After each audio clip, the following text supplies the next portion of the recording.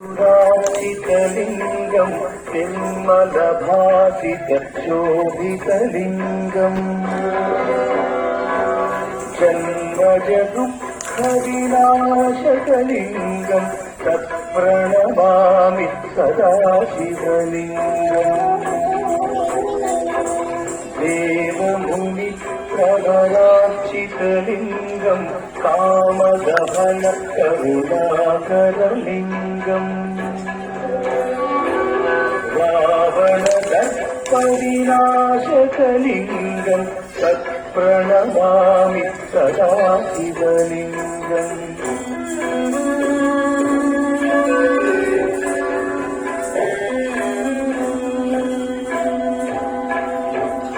सर्वसुगन्धसुलेपितलिङ्गं बुद्धिविवर्धनकारणलिङ्गं सिद्धसुधासुरवन्दितलिङ्गं तत्प्रणमामि सदा शिवलिङ्गं कनकमहामणिभूषितलिङ्गं फणिपतिवेष्टितशोभितलिङ्गम् दक्षसुयज्ञविनाशनलिङ्गं तत्प्रणमामि सदा शिवलिङ्गम् कुङ्कुमचन्दनलेपितलिङ्गं पङ्कजहार सुशोभितलिङ्गम्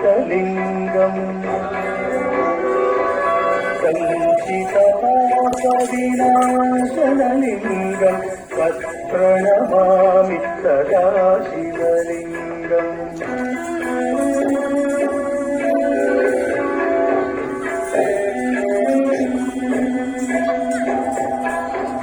देवगणार्चितसेवितलिङ्गं भावैर्भक्तिभिरेव च लिङ्गं दिनकरकोटिप्रभाकरलिङ्गं तत्प्रणमामि सदा शिवलिङ्गम् अष्टगणोपरिवेष्टितलिङ्गं सर्वसमुद्भवकारणलिङ्गम्